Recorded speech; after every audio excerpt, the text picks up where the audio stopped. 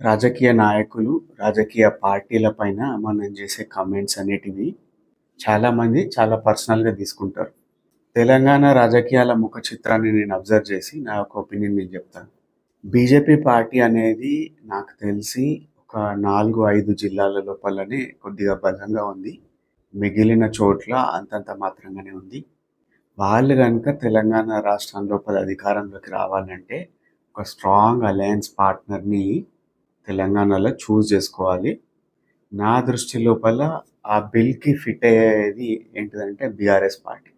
ఈ ఫీలింగ్ అనేది నేను చాలామంది పొలిటీషియన్స్ తోటి మాట్లాడేటప్పుడు ప్రైవేట్ కాన్వర్సేషన్స్ లోపల వాళ్ళు వ్యక్తం చేస్తున్నారు. కానీ బయటికొచ్చి ఎవరు అంటలేరు. ఎందుకంటే వాళ్ళు ఒక రకమైన బ్యాక్‌లాష్‌ని అవాయిడ్ చేస్తున్నారిక్కడ. రాజకీయాల లోపల శాశ్వత మిత్రులు, శాశ్వత శత్రువులు ఎవరుండరు. ఏముంది వెయిట్ చేద్దాం. ఒక 2.5 సంవత్సరాలు వెయిట్ చేస్తే మనకు ఆటోమేటిక్‌గా తెలిసిపోతది. మీరేమనుకుంటున్నారు?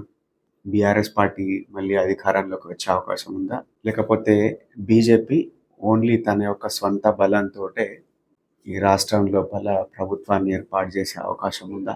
లేకపోతే కాంగ్రెస్ పార్టీయే మళ్ళా రిపీట్ చేస్తదా తన సక్సెస్‌ని?